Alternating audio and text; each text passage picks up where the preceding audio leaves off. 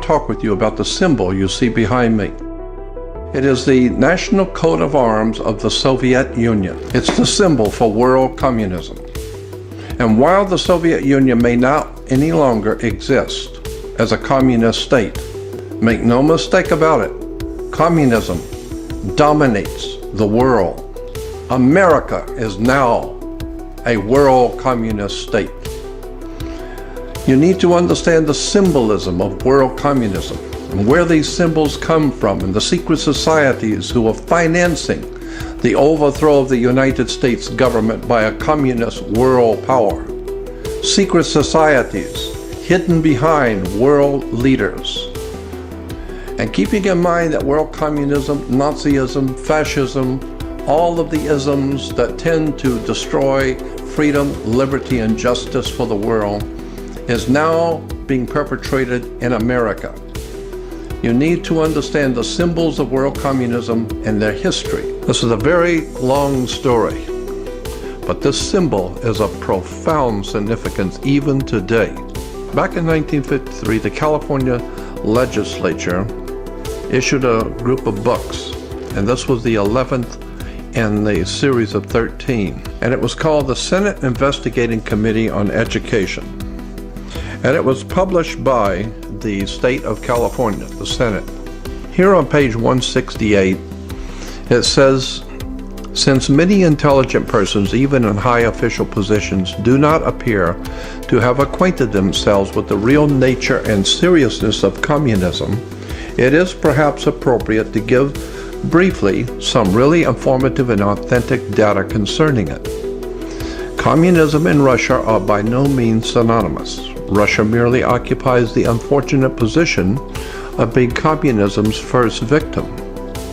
Communism is synonymous with world revolution and seeks the destruction of all nations, including abolition of patriotism, religion, marriage, the family, private property, and all political and civil liberties, and the establishment of a worldwide dictatorship of the so-called proletariat, which is an autocratic, self-constituted dictatorship by a small group of self-perpetuating revolutionists. Now, the next page went on to say that so-called modern communism is apparently the same hypocritical and deadly world conspiracy to destroy civilization that was founded by the secret order of the Illuminati in Bavaria on May 1st, 1776, and that raised its hoary head here in our colonies at critical periods before the adoption of our federal constitution. This was the quote from the lady who was a member of Stella Matritina. She said, I have been convinced that we as an order have come under the power of some very evil occult order, profoundly versed in science, both occult and otherwise. Though not infallible, their methods being black magic, that is to say, electromagnetic power, hypnotism, and powerful suggestion. And here is the point. We are convinced that the order is being controlled by some sun order, after the nature of the Illuminati, if not by that order itself. A sun order, very ancient concept that can be traced all the way back into the beginnings of mankind. There has always been sun orders. But the important part is, how do these sun orders today manipulate world events?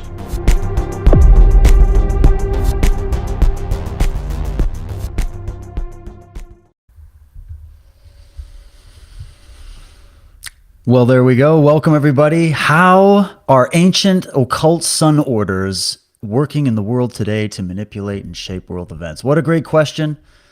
Thought I'd open up with that clip. I made that, I don't know, a couple years ago.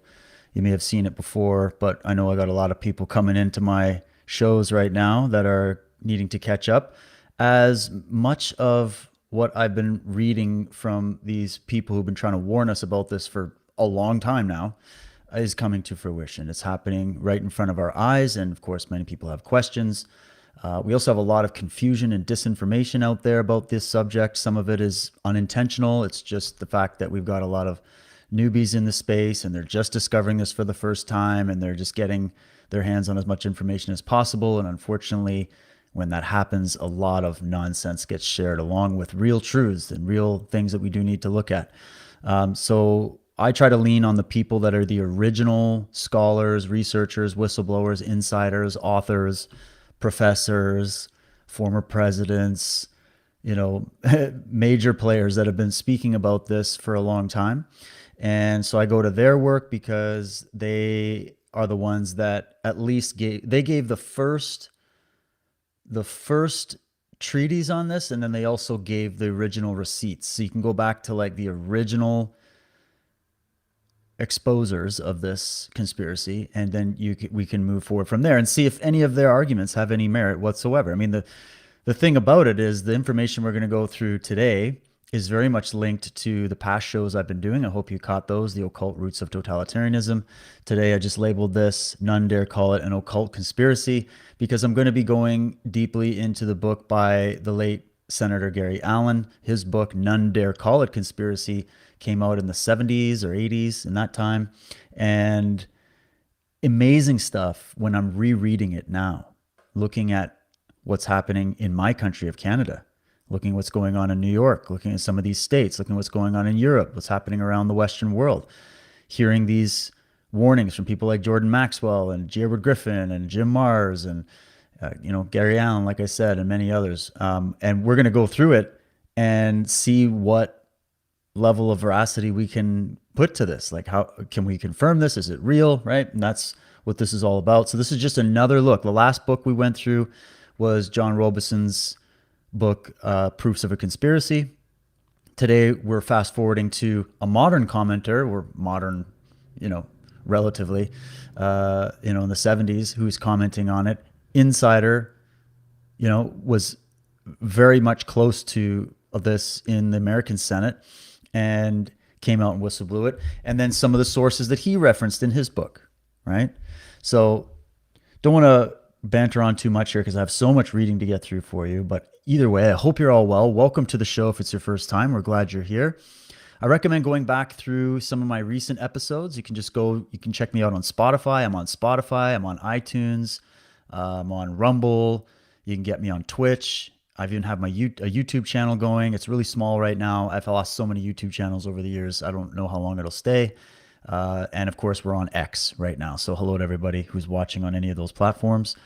And if you really want to get into the depth of this, I have done numerous deep dives into various branches of this tree over on my Substack. You can just go to Substack, look up Truth Warrior. You'll find my page, but I will link it below for you. That is the best place to check out my entire archive. I have a lot of free content there. I have some paid content there for those of you kind enough to support my work. That is the best place to support my work if that's what you'd like to do. If you can't support financially, not a problem. Just share it out if you find any value in this research. But today, these ones I wanted to put out publicly because they're just so relevant. We got a lot of young people that are starting to realize that the establishment media, the universities, what's going on is it's a lie. There's so many lies that have been told to the young generations, and good news is a lot of them are waking up. So that's why I continue to go over these different lines of research, even though it might be just going over old ground for some of you watching who've done this before. But what I find valuable personally is that when I go back, I've read this book that we're going to go through probably 5 times, but when I read it again, given current events, also after reading all the other works that I had previously not had time to go through, other books, and then looking at it and going, oh my God, there's just so many good gems in there. And the good thing about this book is it was written for the layman, so it's not super academic. Definitely has sources and academic level sources in it, but it's written well. It's written for the general public, so it's easy to understand. So I feel like that's going to be very helpful and definitely needed. And just a quick comment about that clip from Maxwell where he's getting into the symbolism and he's calling it world communism. We're going to understand what he's talking about there in that clip as we go through this work from Gary Allen and some of these other bits I'm going to throw at you. Because I've been making this case for a while, as has my good friend Michael Tessarian on the Unslaved podcast. You definitely want to go there if you want the advanced research on this. I feel like my show Truthware is kind of more for beginners and anybody that's just getting involved. But if you want to get into the real deep dive, go check us out, unslaved.com. Or once again, we are also now on Substack, and you can get an archive there of some very, very deep source-based material that'll absolutely blow your mind when it comes to what we're talking about, which is an occult conspiracy. So I'm not going to weigh you down with definitions of words. I've done that in the past. Today, I just want to get right into the bulk of it. So let's get into it. Before we start with the actual book, I was doing a little bit of digging on some of the previous statements of our current Prime Minister of Canada, Mark Carney, Chatham House president, kingsman of King Charles, sworn allegiance to the King of Canada himself and not the Canadian people. And, people are starting to really second guess their vote going towards Mark Carney as things are continuing. Other people absolutely love him, have no issue whatsoever. And what I'm here to tell you is that a lot of what we're looking at in the political world are pawns of a much bigger game that has been going on long before you or I were even born. And the implications of that are heavy, and the implications of that can be startling for people, and startling enough that they'll just have a knee-jerk reaction of, say it ain't so, man, or they'll say, no, that's just impossible. Like every defensive mechanism in your mind is going to try to push that away as being even remotely possible. And I've always had the question, I've questioned myself as I've gone through this research and come to these conclusions. And I've also noticed it in people that I've tried to converse with on this, that there is a defense mechanism that's there that prevents people from even wanting to look at the weight of evidence of such a claim.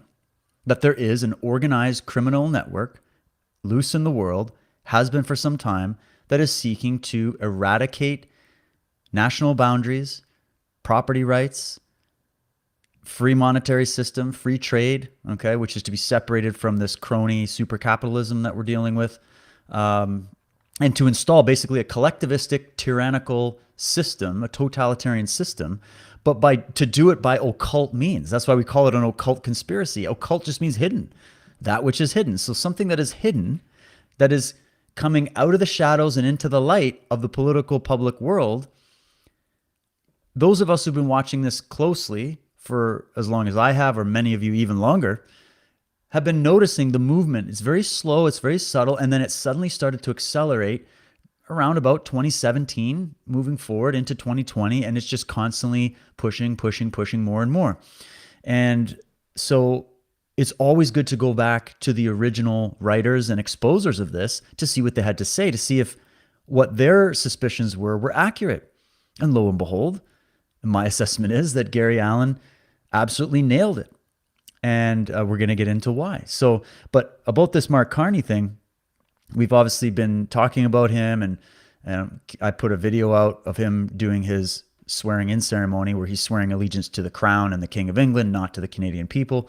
And it's really starting to get treadway right now because Canadians are paying attention at this moment due to a lot of the things going on. You know, for example, in BC, we got all these land title issues with the First Nations that just started to kick off.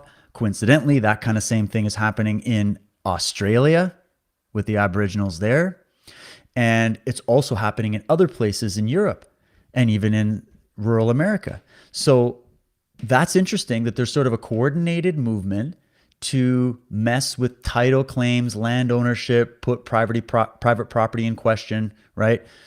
And then at the same time, we've got the increasing pressure of the economic strife, the inflation, all the tariffs coming in, and the reactions of the Canadian politicians, which are absolutely retarded. They're just not handling this properly at all. And of course, now everybody's like, what's happening to my future? Most young people in Canada realize they're never going to be able to afford to buy a house. This is not an economy that's going to be friendly towards entrepreneurship, starting families, starting businesses. So a lot of young people are talking about leaving the country. And a lot of the people that in Canada were trying to fight against that for many, many years realize we're not going to win it in this way. So they have also left Canada or are thinking about leaving it. And so all eyes are on the United States. And so I thought, well, what can we learn from this American senator what can we learn from him about what has happened in Canada and in other Western nations? And was it correct? Was the analysis correct? And if it is, isn't that interesting? And what crystal ball was this author looking at that gave him such insight and such prophetic wisdom? What was it? Was it that he's got magical psychic powers, or was it that he was just reading the words from these Milner groups and Round Table Rhodes groups and, H.G. Wells and some of these writers of the time that were talking about it? The claims, the quotes from Woodrow Wilson, the quotes from Benjamin Disraeli and many other prominent politicians throughout different eras. Was he reading the original writings of the founding fathers of America, who were writing exactly this about this problem with the Jacobins and the French revolutionists and the communists? And so I guess what it is it's a matter of just going back, rechecking the notes and seeing where it all shakes down. And what you'll find is that there's always been this discussion about creating a new world order. And of course, using the sun symbolism, this is what Maxwell was pointing out, the solar symbolism as the main symbol to bring the new world, right? The new sun, the rising of the new sun to create the new world. This is as ancient as Rome and Greece and Egypt and, and the Ottoman Empire.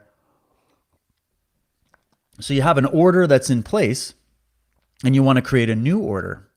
Well, how are you going to do it? What if the new order that you want to create is not palatable to the general public because it is a totalitarian system? So what do? You have to find a way to sell people on it. You got to slowly get your agents into key positions of power and influence. And then you have to work slowly over time. And the best place to hit that is, of course, in the universities to get into the minds of the young. Then you need to use the media to capture the minds of the general public who doesn't typically think outside the box. Not a lot of people spend time researching and getting into this kind of stuff. So it's very easy to lead people to vote for the Mondamis and the Carneys and, the agents of the system. And so then nobody's really taking a second thought of it. They're just going along with life. Most people just want to go along to get along. And then it's too late to stop it. And the thing about this is the reason Maxwell is calling this a world communist movement is because, as I went into in the occult history of communism, the communist movement was not something born from some guy named Karl Marx. A lot of people might find that a surprise. And that's why none dare call it an occult conspiracy, because they're going to look at it as, most academics are going to look at it as, well, there's the coincidental theory of history, where events just happen coincidentally, and it just coincidentally happens to be that a lot of people start pushing for socialist, communist, fascist, totalitarian ideologies, and maybe there's some kind of natural proclivity for humans to want that or whatever. Like, that's sort of the main argument you're going to get from the academics. From this side of the table, though, you're going to get the conspiratorial view of history that says that, well, things and events happen, but they're made to happen. They're planned to happen in many cases. So obviously there's coincidences that can take place. But Gary Allen's argument in the introduction, which I won't read to you, I just quote it briefly here, he's like, okay, so there's coincidences that can happen. But what happens when you're at like 36,742 coincidences that all line up towards the same agenda and end up benefiting the same ruling classes that are out there openly stating they want to do this, and then they actually go and do it, and then it happens? Like, is that a coincidence? If a bunch of guys say, we want to rob a bank, we really want to rob this bank, and so the way we're going to do it is we're going to infiltrate the key positions in the bank, and then we're going to slowly redirect the funds out of the bank towards our bank accounts in Switzerland. And instead of just going in with guns and holding them up and taking the loot and then getting hunted down by the police, you know what? We're going to put our guys in the police so that they don't even notice that this little scam is even happening. And now they're working with us. They're taking a little bit of a take, right? So it's not a coincidence. It was a planned event that took place to steal the money from that bank and redirect the funds and get the police involved or whatever it is, right? So it's just a general sketch of how this all went down with our economies. Like, your government is a bank. Did you know that? Your government is a bank. A lot of people I talk to, I'm still blown away, especially young people, sadly, and it's not necessarily their fault. They're not being taught any of these things, which is startling, but it makes you wonder what they are being taught, what they are doing in there all day. But you start talking to people, they go, well, the government can pay for this and the government can pay for that. So why don't we just make the government pay for it? And I'm like, well, do you think the government is some kind of free enterprise business that just generates its own money by contributing some kind of value in the marketplace? Or is the government an entity that taxes citizens at the threat of sending men with guns to their house to arrest them or fine them or imprison them, right? They have that kind of power. That's your money. We're talking government money. It's not Mark Carney's money that he's playing Russian roulette with, and Justin Trudeau was playing before under Mark Carney's leadership as the governor of the Bank of Canada. We'll get to that, but it's not their money that they're playing with. That's the problem with these government programs. It's not their money that they're making laws about, that they're putting bills forward to promote where we're going to allocate money to your money towards, right? And that's where it can be a problem. If you don't have to spend your own money, you're removing the personal responsibility factor from that process. And now you just get to make the laws about other people's money. And so there's no incentive to really be moral, because it's not even, there's no direct fallback on you. And especially when the courts are captured and they're not enforcing the laws to make sure that these kind of things don't happen, right? And the enforcement agencies at the top are captured, so they're not enforcing anything. So then lawlessness abounds. So your government is a bank, but that operates more like a mafia in that way, because there's a coercive force principle that's applied. You don't get to vote. You get to vote for a politician, but you're given two selections, okay? Mason A or Mason B. Then you don't get to vote for every bill. Your parliamentarians vote for it. So you just got to capture a couple parliamentarians. No big deal. Bribery, blackmail, which is the currency of the criminal world and the white criminal world, the high table criminal world. You can use bribery, you can use threats, you can use whatever it is, right? And then you get them to vote for your bills. And then so we operate with this illusion of being a democracy, or that we all have a voice or whatever, but it's just not the case at all. And then the policies that get put in place by this mafia bank government that runs your life don't end up benefiting you. The prices rise up, you can't afford food, there's more laws coming in, more surveillance coming in, more bureaucracy. And I just ask the average Canadian to go and look, no matter what province you're in, as to what taxes you pay.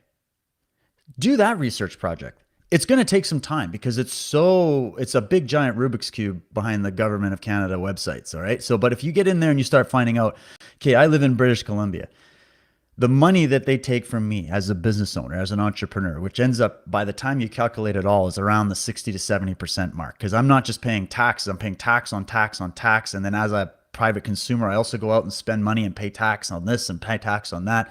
So by the time, if I think of all the work that I do, the money that I get back after they take the big cut, and the more money I make, the more money they take, then I go out and I try to work in the market and spend my own money. I'm paying taxes as well. By the time you come back, you're not a free person. You don't get to really reap the rewards of your work.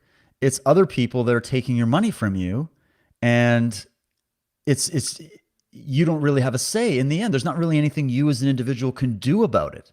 So it's extortion of the entire population. And you don't get to have a say in that. They'll go, well, but you get to vote the guys in. Yeah, but you really don't. I mean, half the time you wonder what's rigged, what isn't. You wonder who is just a wolf in sheep's clothing on the other side of the aisle that are sounding good on that. It's just not really, it's not panned out. In Canada, it doesn't matter who we seem to vote in, we still get the same agenda, which is the agenda we're going to talk about. And is it a coincidence that it always lines up with the old school agenda from the 1700s where this all began? Go back to my part 1 and 2 to understand where that came from. The names, the places, the addresses, the details, right? Irrefutable. Their own statements, their own actions, the evidence of what's happening right now in front of our faces, the same slogans, the same arguments, the same premise, the same worldview coming out again right here in Canada. Is that a coincidence? That it's always been steered, and even if it deviated, steered right back online. How's that possible with coincidence? It's not. So here's a little one. They call this thing the New World Order. And so here's a little bit that I found here on the Bank of Canada website. You can go check it out. This is remarks by Mark Carney, Governor of the Bank of Canada, to the International Economic Forum of the Americas Conference of Montreal, 11th of June, 2009. He says this: rebalancing the global economy. The theme for this conference, adapting to a new world order, yeah, that was the actual theme, guys, suggests that it is clear how government, commerce, and finance will be reorganized in the wake of the current crisis. Because there's always the crisis, and then government has to reorganize somehow and change everything in order to address the crisis. Always just works out that way. However, the outcome is far from preordained. How we manage the rebalancing of the global economy could profoundly influence how open, equitable, there's that word, and prosperous the new world order will be. Prosperous for them. Globalized product, capital, and labor markets lie at the heart of the new world order to which we should aspire. We should all aspire towards the new world order, guys. However, the next wave of globalization needs to be more firmly grounded and its participants more responsible.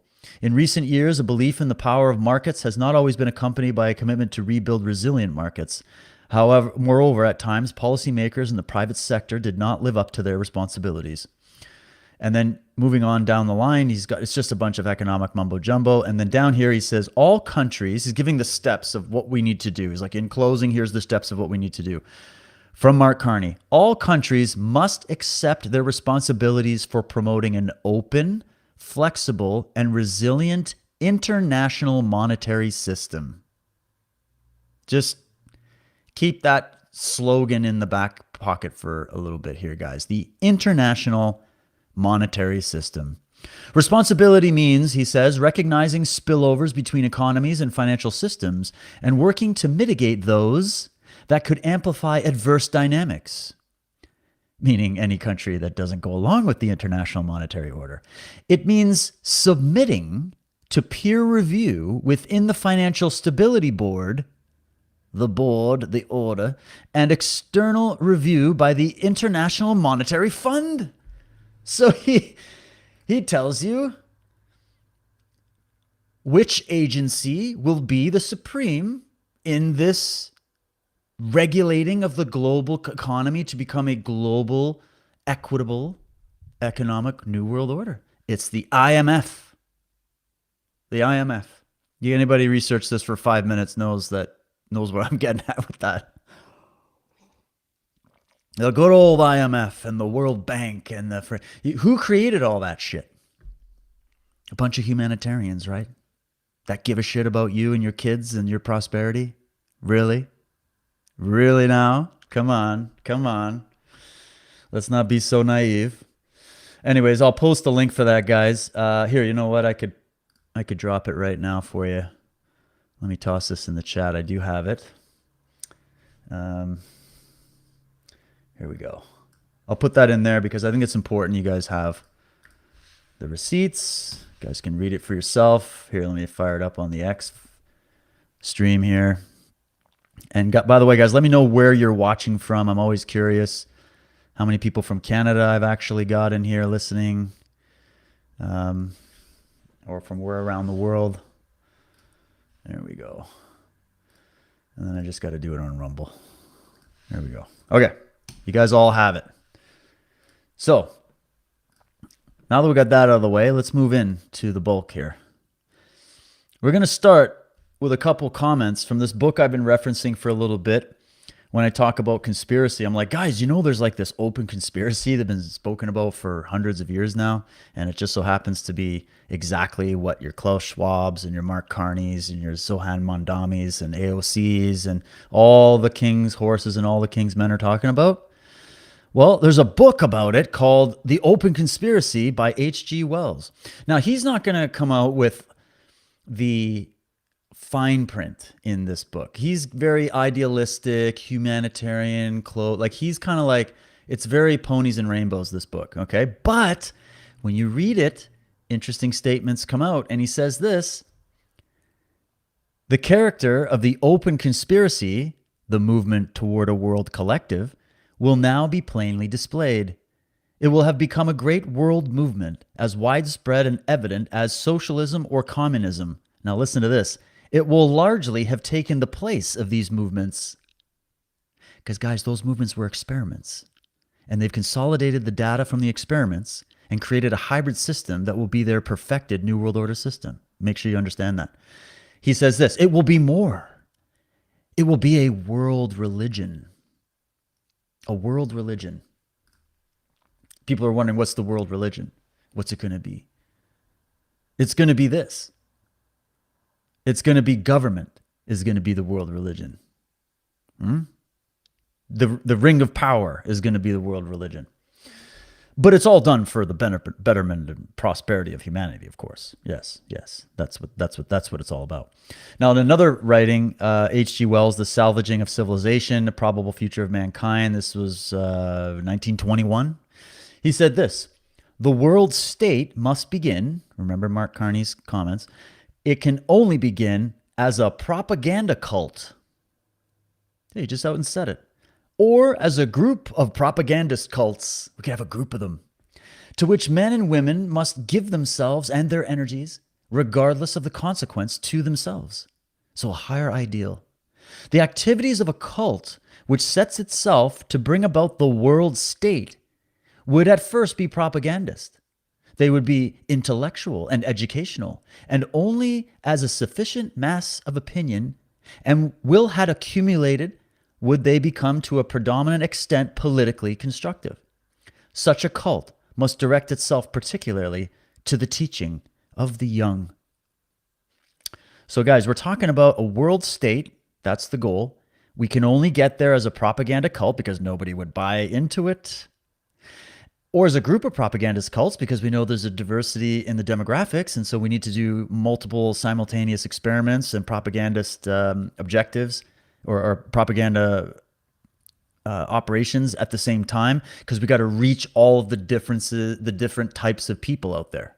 We got to find a way to reach the Catholics. We got to get the Jews. We got to get the atheists. We got to get the women. We got to get the men. We got to get the, so they got to have a different way of selling you the same poison pill. And that's why they need a group of propagandist cults. And we need to set it up so that men and women give themselves and their energies regardless of the consequences to themselves. This is always the most important aspect of any cult, is that the ideal of the cult must supersede your personal interests. They must be centered around a holy figure, a divine spiritual ideal. And what is the difference between some religious dogmatic cult with everything's all about pie in the skies, supernatural realms, or this more atheistic, materialistic brand that is a form of religion for these people that operates with the same thing? See, these are the guys that studied the ancient cults, not to become adherents of them, but to learn the black magic, to learn the process, and then to use it to create a global brand, to rule them all, right? That's how it works. So you got to have people committed to this and not fear the consequences to themselves because they're representing the higher ideal.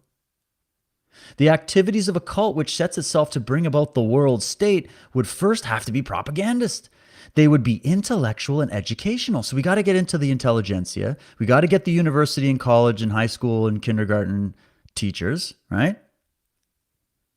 And it will only be sufficient as a mass of opinion. So it's got to be the opinion of the masses. This is going to bring in the Edward Bernays, the propaganda, the mass formation psychosis protocol, right? And they eventually become predominant and they become politically constructive. So we get them politically active. This is how communism rolls. Such a cult must direct itself particularly to the teaching of the young. Wasn't that also Stalin's target, Hitler's target, Mao's target, Pol Pot, Idi Amin, Jim Jones? Like, they go after the young. It's a logical position to have. Nothing. It's just that's how strategy works. So I wanted to open up with that to set the stage for the discussion we're going to have about this book here. Okay, so if you don't have this book, I know many people know about it, but many people don't. So you definitely need to read it. This book definitely helped me many times, and I just want to read the introduction. It's written by John Schmitz, who was a United States congressman. He wrote this in October of 1971. He says this: "The story you are about to read is true. The names have not been changed to protect the guilty. This book may have the effect of changing your life. After reading this book, you will never look at national and world events in the same way again. None Dare Call It Conspiracy will be a very controversial book. At first, it will receive little publicity, and those plans which are exposed in it will try to kill it by the silent treatment. For reasons that become obvious as you read this book, it will not be reviewed in all the proper places or be available on your local bookstand. However, there is nothing these people can do to stop a grassroots book distributing system. Eventually, it will be necessary for the people and organizations named in this book to try to blunt its effect by attacking it or the author. They have a tremendous vested interest in keeping you from discovering what they are doing. And they have big guns. They have the big guns of the mass media at their disposal to fire the barrages at None Dare Call It Conspiracy. By sheer volume, the experts, quote unquote, will try to ridicule you out of investigating for yourself as to whether or not the information in this book is true. They will ignore the fact the author admits that some of his ideas are about to conjecture because the people who know the truth are not about to confess. They will find a typographical error or argue some point that is open to debate. If necessary, they will lie in order to protect themselves by smearing this book.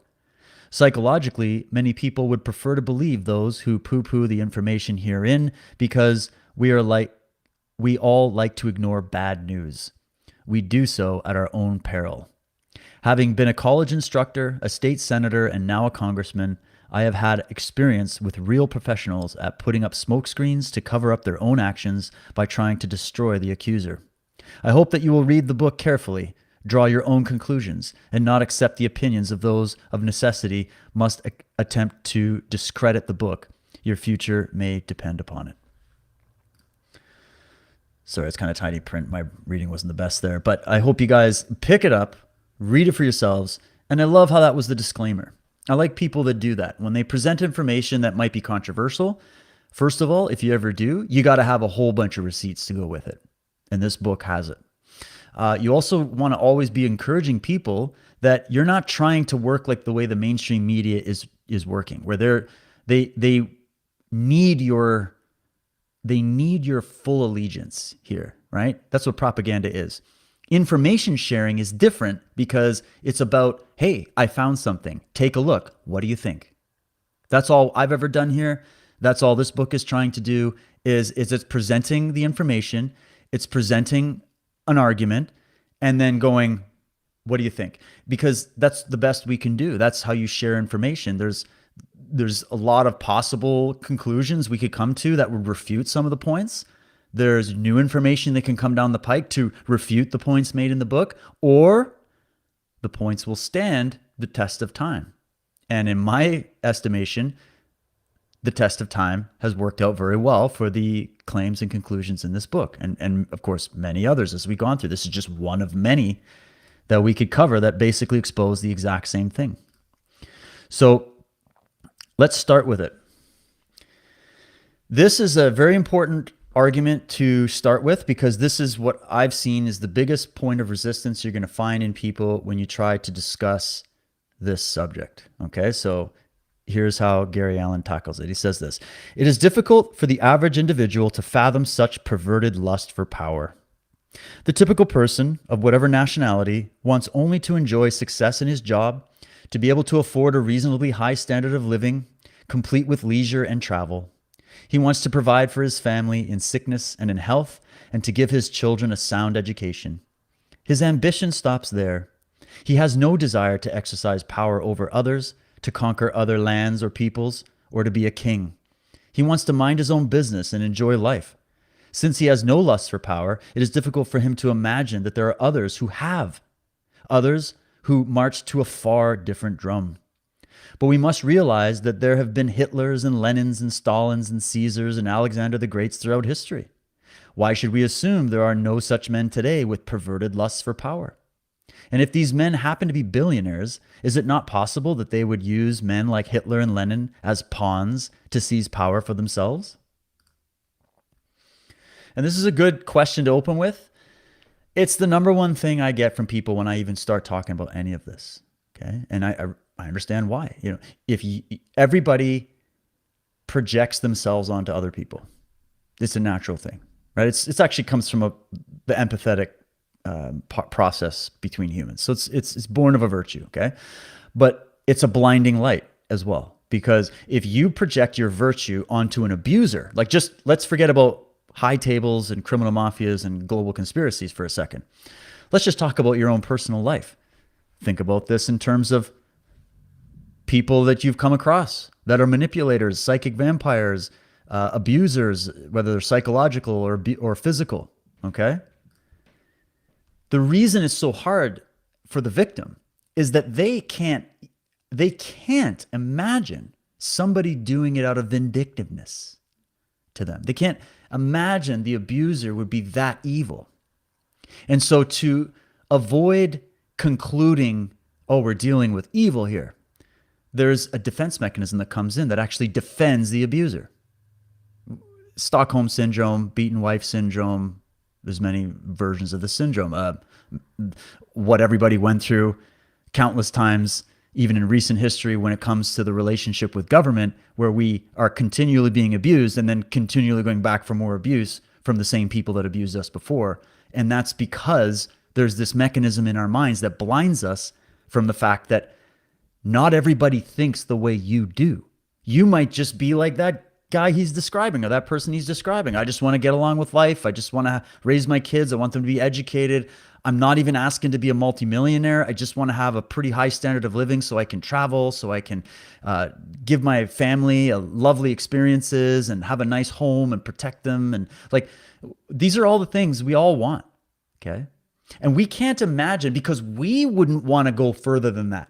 You and I, we don't have any grand designs for world dominion. I mean, as far as I know, I don't have any grand designs for world dominion. I hope you don't either, because the average person is just content with their own personal life. But here, that's where you go through the history of, that's why I pull up the cults, the criminal history, the conspiratorial history, the political tyrannical history, and put it all together for you, is to show you that's a cool story you tell yourself, that you live in a fantasy land where evil doesn't exist. But that's not reality. These people that we're talking about are motivated by something more than what you're motivated by. In fact, they despise you because you're simple like that. They look at you as, we just got to keep you there. And because we have this grand design for power and dominion over the world and the resources and human minds, like that's what gets us off. The fact that it doesn't get you off, they look at that as your vice. And they say, well, if you don't want to play the game with the big boys, then the big boys are going to win the game and you guys get the shit end of the stick. And that's your fault because you didn't dream big enough. Like that's the twisted psycho world they live in. So you got to you got to understand the nature of somebody that's possessed by that will to power to that level. They don't have personal power. They don't take the world, the wisdom from the old occult tradition or the religious tradition or the philosophical tradition. They don't take the wisdom out of those traditions for the purpose of empowering themselves. They take the knowledge out of those traditions as a methodology to obtain temporal power on earth over physical human beings, land, resources, and wealth. That's how they operate. So the fact that you don't operate like that doesn't mean other people don't operate like that, or other people do operate like that, right? So basically the end of this is stop being so naive, all right? Stop being so naive. It's actually worse than you think. I'm sorry to say it. It's worse than you think. Okay? It's not ponies and rainbows. There is no innocent explanation. He continues, now most intellectuals, pseudo and otherwise, deal with the conspiratorial theory of history simply by ignoring it. They never attempt to refute the evidence. It can't be refuted. If and when the silent treatment doesn't work, these objective scholars and mass media opinion molders resort to personal attacks, ridicule, and satire. Now, guys, he wrote the book in the 1970s. Okay, so just keep that in mind as we go. It's like he's describing what's happening right now. The personal attacks tend to divert attention from the facts which an author or speaker is trying to expose. Just think of all the people that have been out there in the big public square trying to talk about these facts, and look what's been done to them. The idea is to force the person exposing the conspiracy to stop exposure and spend his time and effort defending himself. It's a brilliant strategy, actually. However, the most effective weapons used against the conspiratorial theory of history are ridicule and satire. These extremely potent weapons can be cleverly used to avoid any honest attempt at refuting the facts. After all, nobody likes to be made fun of. Rather than be ridiculed, most people will keep quiet, and this subject certainly does lend itself to ridicule and satire. One technique which can be used is to expand the conspiracy to the extent it becomes absurd. So this is where I come in, and I agree with Gary Allen here that this is a problem in this sort of conspiracy research community, whatever you want to call it. I'm not a fan of that word, but whatever, because this should be an individual endeavor, right? But either way, we have this problem where one technique is to expand the conspiracy to the extent it becomes absurd. How many absurd conspiracy theories have been going around over the past, I don't know, 5 years or more, 10 years or more? Like how many absurd conspiracies do you see flying around? Think about how that is used. The absurd conspiracies are used to cover the real conspiracies. It's that simple. It's not rocket science. It's as old as history. So if you got real criminals robbing the bank, like I told you, this is an example, what do? You set up a bunch of really absurd Esquire magazine level conspiracies, and you use that as camouflage. That's what the absurd conspiracies are. They're camouflage for the real thing. So then when you go talk to that average person that just wants to go along and get along with life and is projecting their own virtue on evil people, you can't get through to them because they'll go, oh, I've heard of this conspiracy shit before, and it's just like a bunch of tinfoil hat. I hear tinfoils on sale at Kmart or whatever. And they get all defensive and punchy, and you realize, oh, right, because you saw the absurd conspiracies that the media likes to throw at you. To go, look, see, here's all the absurd conspiracies. And so the guy talking about a real conspiracy, he's just like one of those Bigfoot guys or those, the aliens have landed or whatever, right? And maybe the aliens have landed. God, we don't know. But let's leave that aside. Think of like whatever, the most absurd conspiracies that go out there, and you always know them because they go viral. Isn't that funny? The viral conspiracies are typically the absurd ones or the blown out of proportion ones. The camouflage. The camouflage goes viral. The real thing never goes viral. Have you noticed that? That's because most people don't want to know the truth. They want entertainment. Very different thing.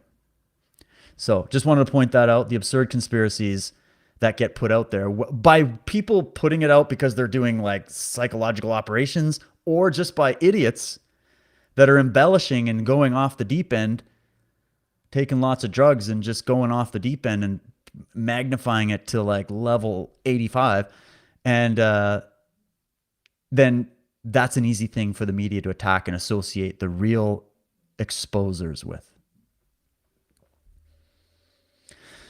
So these extremely potent weapons, and that is a weapon, that technique, can be cleverly used to avoid any honest attempt at refuting the facts.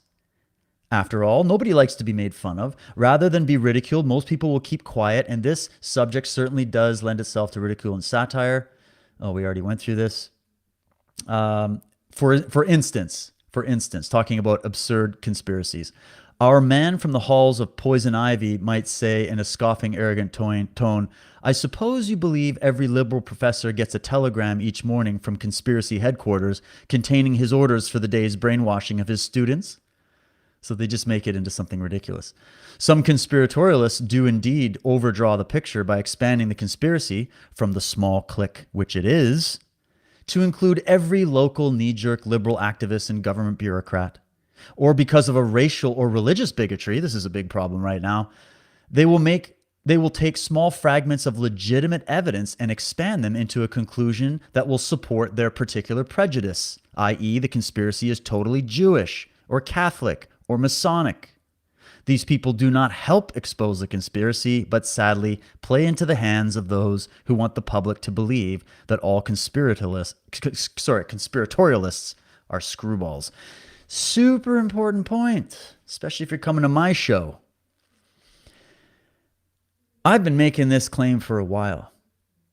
We've been doing it on Enslaved, the deep dive, to get rid of all of this absurd conspiracy waving out there that's making everybody look bad and throwing everybody off the scent, which is why it's designed to do.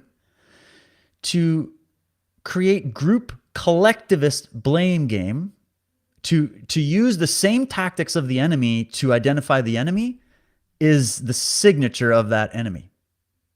Okay, so if you're out there making collective blame on an entire group, collective of people, you're not studying the conspiracy.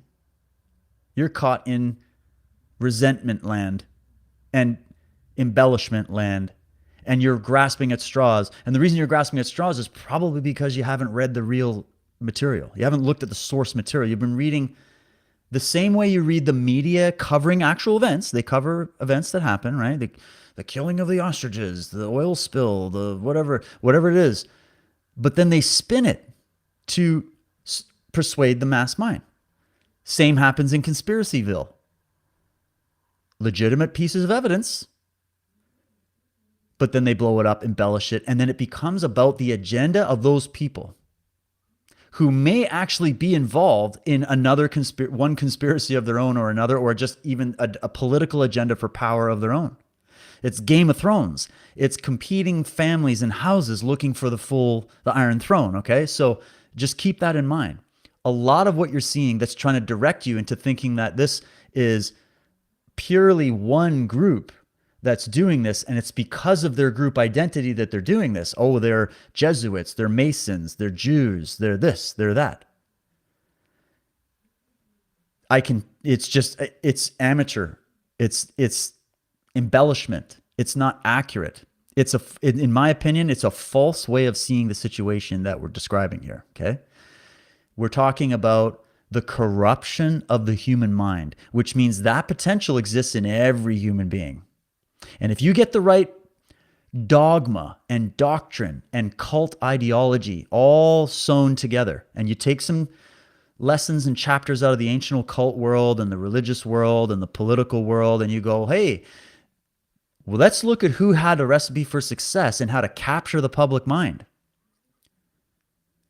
Anybody possessing that information, it doesn't matter what their background is, can use that as in a weaponized form to take the reins of power. Because all you got to do is blind the masses, get your guys in key positions, take the money from the bank. Okay, it's very simple. So don't fall into that, please. Okay, and that's why I like Gary Allen. He's one of the original guys to come out and even talk about conspiracy, by the way, in America. One of the originals, and I'm with him on not having collective group blame, but understanding we have small cliques of individuals that represent multiple different backgrounds, hereditary, cultural, ideological, who are members of multiple secret society networks, or even public, like IMF and CFR and World Bank and WEF and UN. Like, it's not just this one season thing that we're taught because we're leaning back into our tribal, competitive, bestial settings. Okay. So, and do not mistake the fact that the people who are involved in the real conspiracy know this about your mind, that you're just waiting to pin a picture of your enemy on the wall. And so all they got to do is just feed you that and massage that. And there you go. Off you go. And it turns out you got the wrong enemy on the wall. You wonder how this keeps going on for hundreds of years without being stopped. That's one of the mechanisms used. So moving on. He continues, it is not true, however, to state that there are no members of the intellectual elite who subscribe to the conspiratorial theory of history. For example, there is Professor Professor Carol Quigley of the Foreign Service School at Georgetown University. Professor Quigley can hardly be accused of being a right-wing extremist. Those three words have been made inseparable by the mass media. Isn't it funny he's bringing that up in the 70s? And that's the same playbook they're using today? It's because the playbook is known, guys. Dr. Quigley has all the liberal credentials, having taught at the liberal establishment's academic meccas of Princeton and Harvard. In his 1,350-page, 5-pound tome, Tragedy and Hope, Dr. Quigley reveals the existence of the conspiratorial network which will be discussed in this book. The professor is not merely formulating a theory, but revealing this network's existence from first-hand experience. He also makes it clear that it is only the network's secrecy and not their goals to which he objects. Professor Quigley discloses, quote, "I know of the operations of this network because I have studied it for 20 years and was permitted for 2 years in the early 1960s to examine its papers and secret records. I have no aversion to it or most of its aims and have, for much of my life, been close to it and to many of its instruments. I have objected both in the past and recently to a few of its policies, but in general, my chief differences of opinion is that it wishes to remain unknown or occult, and I believe its role in history is significant enough to be known." So, in my previous episode on the Occult Roots of Totalitarianism 1 and 2, we leaned heavily on another professor who was head of one of the top professors of the Royal Society of Edinburgh back in the 1700s, John Robison, Professor John Robison. So if Professor John Robison is writing about the exact same playbook that he was exposing, that he discovered by actually looking at the discussions and the documents of the trials in Germany and Bavaria at the time, when the Illuminati was all rounded up and arrested, allegedly. He's talking in the 1798 in that book. Fast forward, Professor Carol Quigley's writing about the exact same network in a modern guise in the 1960s and 70s. And then now we have Gary Allen writing about it a little bit later down the road. And then now here we are in our modern time experiencing it. So I don't know what else to tell you here, guys. It's just kind of right out there. What else do you need? But if you need more, stay tuned. We can keep going. They are loyal, he continues, only to themselves and their undertaking. Please take note of this. Please stop having mommy and daddy issues and projecting them on to your political leaders. Okay? They don't give a damn. They're doing it for themselves. They are lonely only to themselves and their undertaking, minus a very few exceptions. Okay? And these men, he says, certainly do not believe in the claptrap pseudo-philosophy of communism. They have no intention of dividing their wealth. Make no mistake about that. Socialism is a philosophy which conspirators exploit, but in which only the naive believe. Just how finance capitalism is used as the anvil and communism as the hammer to conquer the world will be explained in this book. And he's saying finance capitalism, that would be like Quigley would have called that super capitalism. Klaus Schwab would call it stakeholder capitalism. It's not capitalism. It's fake capitalism. The concept that communism is but an arm of a larger conspiracy has become increasingly apparent throughout the author's journalistic investigations. He has had the opportunity to interview privately 4 retired officers who spent their careers high in military intelligence. Much of what the author knows, he learned from them. And the story is known to several thousand others. High military intelligence circles are well aware of this network. Keep that in mind, guys. It's not all those guys are bad guys. There's a lot of people in those military intelligence circles that are actively fighting against this. All right, just keep that in mind. In addition, the author has interviewed 6 men who have spent considerable time as investigators for congressional committees. In 1953, one of these men, Norman Dodd, headed the Reese Committee's investigation of tax-free foundations. When Mr. Dodd began delving into the role of international high finance in the world revolutionary movement, the investigation was killed on orders from the Eisenhower-occupied White House. According to Mr. Dodd, it is permissible to investigate the radical bomb throwers in the streets, but when you began to trace their activities back to their origins in the legitimate world, the political Iron Curtain slams down. This is another learning curve we have to go through right now, especially in Canada, so please hear this.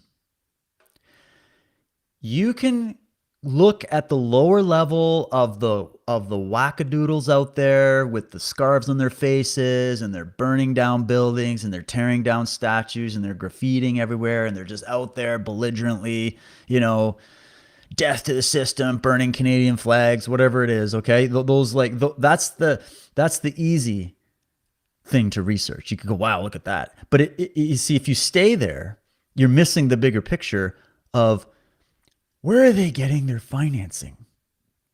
Why are they not being arrested? Why is the government not creating a complete anti-terrorist network? Although it is good to see it's happening more in the States now with Antifa, keep going. But I'm talking Canada. There's no active investigations going in to find out what's going on behind these radicalized left-wing movements in our universities and who's funding them from foreign agencies and countries. We're not investigating that. We're investigating domestic terrorism of people that have opinions that we should be arresting them for, just like in the UK. Because the target's never going to be the real criminals, because the real criminals are running the country. These people are their agents. They're running cover. The red phone rings. Hey, run cover for that team. Okay, guys, off you go. Here's the media's talking points. It's not that hard. It's not that hard at all to accomplish this. So just remember, it's okay to go and look at the radicals in the streets, but when you find out who's financing them, that's where everybody goes, oh, no, that it can't be. There's no conspiracy. We said nothing of the pseudo-economics or political philosophy of the communists. There are the techniques of communism, or these are the techniques of communism, and should not be confused with the communist conspiracy itself. We did call it an international conspiratorial drive for power. Unless we understand the conspiratorial nature of communism, we don't understand it at all. We will be eternally fixed or fixated at the Gus Hall level of communism, and that's not where it's at, baby. The way to bring down the wrath of the liberal press establishment or the professional liberals is simply to use the word conspiracy in relation to communism. We are not supposed to believe that communism is in fact a political conspiracy. We can believe anything else we wish about it. We can believe that it is brutal, tyrannical, evil, or even that it intends to bury us, and we will win the plaudits of the vast majority of the American people. But don't ever use the word conspiracy if you expect applause, for that is when the wrath of liberalism will be unleashed against you. We are not disallowed from believing in all types of conspiracy, just modern political conspiracy. We know that down through the annals of history, small groups of men have existed who have conspired to bring the reins of power into their hands. History books are full of their schemes. Even Life magazine believes in conspiracies like the Cosa Nostra, where men conspire to make money through crime. You may recall that Life magazine did a series of articles on the testimony of Joseph Valachi before the McKellen Committee several years ago. There are some aspects of those revelations which are worth noting. Most of us did not know the organization was called Cosa Nostra. Until Valachi sang, we all thought it was named the Mafia. That is how little we knew about this group, despite the fact that it was a century old and had been operating in many countries with a self-perpetuating clique of leaders. We didn't even know it by its proper name. It is not possible a political conspiracy might exist waiting for a Joseph Valachi to testify. I think it's supposed to be saying, is it not possible? Let me read that again in the proper. Is it not possible a political conspiracy might exist waiting for a Joseph Valachi to testify? Is Dr. Carol Quigley the Joseph Valachi of political conspiracies? That's a good question. He's just making the example of the Mafia. It's a really good one. Nobody knew anything about it. We didn't even get the name right. And it had been operating for a century behind the doors, right? That's amazing. Conspiracy to seize the power of government is as old as government itself. There's a t-shirt for you. Let me do it again. Conspiracy to seize the power of government is as old as government itself. We can study the conspiracies surrounding Alcibiades in Greece or Julius Caesar in ancient Rome, but we are not supposed to think that men today scheme to achieve political power.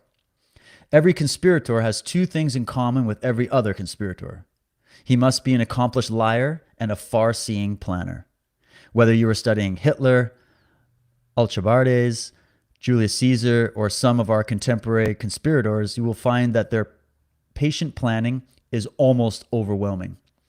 We repeat FDR's statement, quote, "In politics, nothing happens by accident. If it happens, you can bet it was planned that way." I find it interesting that it was FDR that said that, being as he was one of the agents working for the conspiracy. He was funded by the same people that funded Stalin and Hitler. In reality, communism is a tyranny planned by power seekers whose most effective weapon is the big lie. And if one takes all the lies of communism and boils them down, you will find they distill into two major lies out of which all others spring. They are, 1, communism is inevitable, and 2, communism is a movement of the downtrodden masses rising up against exploiting bosses. Those are the two lies that most people believe. He's got a little bit on Karl Marx here. Karl Marx was hired by a mysterious group who called themselves the League of Just Men to write the Communist Manifesto as a demagogic boob bait to appeal to the mob.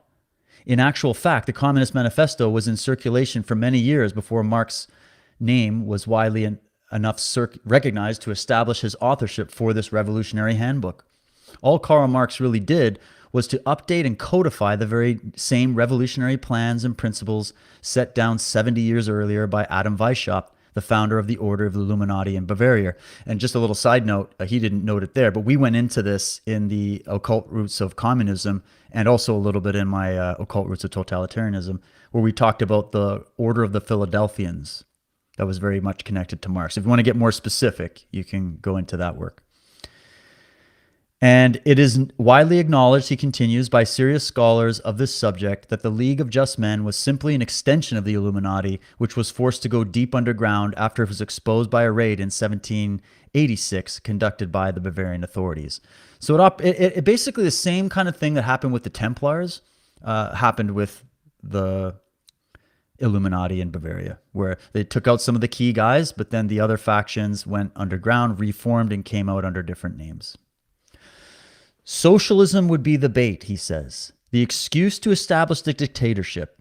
Since dictatorship is hard to sell in an idealistic terms, the idea had to be added that the dictatorship was just a temporary necessity and would soon dissolve of its own accord. You really have to be naive to swallow that, but millions do. The drive to establish socialism, not communism, is at the core of everything the communists and the insiders do. Pay attention on this, guys. Marx and all of his successors in the communist movement have ordered their followers to work on building socialism. And there's countless quotes from these communists and Marxists to say exactly that. If you go to hear an official communist speaker, he never mentions communism. He will speak only of the struggle to complete the socialization of America.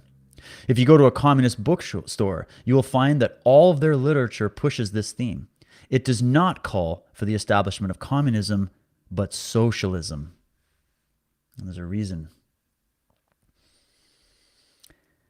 Let's just quickly compare to what's going on in New York right now. This is from CNN a couple days ago. Democratic socialism according to Zoran Mandami. These are little bits from this article.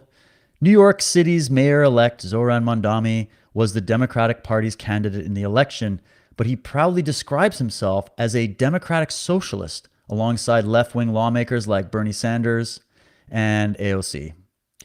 President Donald Trump, for instance, liked to call Mandami a communist and has threatened to pull federal funding from New York City when Mandami is mayor. Maybe Trump knows about what is being exposed in this book, that this whole socialism, democratic ponies and rainbows socialism thing is a big scam. Now, this is CNN. What's the difference between democratic socialism and communism? Well, communism, as expressed in the Communist Manifesto, supports the idea that there will be a class war in which private property and the means of production are seized for the public good. Think Animal Farm. Democratic socialism does not support the notion of a class war and instead pursues socialist goals through democratic means. And of course, do you think an actual ideological communist that gets into a mayoral candidacy or any political position in America is going to come out and say, guys, I'm a communist? Especially with Mondami, he's like, I'm an Islamo-communist. I'm a Shia 12er, and I'm also a socialist, so interesting. But they'll always be like, no, I'm not a communist. They're going to say, I'm not a communist, I'm not an Islamist, I'm not a totalitarian, I'm for ponies and rainbows, I'm for equity, I'm for fraternity, I'm for all the other things. It has always been that way. Every time we see a country fall into the communist dictatorship model, even in those countries, they don't refer to themselves as communists. They still say we are the socialist Congo, whatever, right? They never say communist because they know that makes it look bad in the eyes of many people, okay? Although I know there's still a lot of you'll see it on the university campuses, you'll see some of these wackadoodle professors saying they're just proud communists. But I'm talking political level. They're never going to say it because if they say it, nobody's going to vote for them. But if they say, I'm a ponies and rainbows democratic socialism where everything's just super awesome, people will vote for them. And then they did. They did. And now all the New Yorkers have voting regret and everything because now Mondami, now the mic is on him and the cameras are on him, and he's totally going a little more honest by the day as to what really is going to happen. A lot of people regret what they voted for. But you wouldn't have fallen for it if you had read this book and many others and heard the warnings and studied a little bit of history. It's very simple. So just don't take it's like any product you're going to buy. You don't just buy the product because it has a fancy commercial or the comedy that they used in the commercial really got you, right? Or the chick that was advertising that product to you, the Pfizer shot, was super hot. You can't be that naive in this world, okay? Evil is always clothed in beauty. It's clothed in sexuality. It's clothed in virtue and morality, right? It's blinding you with the light. It's never going to come out and advertise itself for what it is because it knows it's going to get hunted back into the cave from which it crawled. So it's going to come out and it's going to tell you, we're here for love, light, and brotherhood, guys. What's the problem? Let's just make the term a little bit different and then everybody's going to fall for it. This is not hard to do, to swindle the masses this way. There's just too many examples of where it works. So we're just here to say, don't fall for this shit anymore, please. So we're back to Gary Allen. He's saying, since all communists and their insider bosses are waging a constant struggle for socialism, let us define that term. Socialism is usually defined as government ownership and or control over the basic means of production and distribution of goods and services. When analyzed, this means government control over everything, including you. All controls are people controls. If the government controls these areas, it can eventually do just exactly as Marx set out to do, destroy the right to private property, eliminate the family, and wipe out religion, and then create the vacuum that would make the state the religion. We are being socialized in America, he says, and everybody knows it.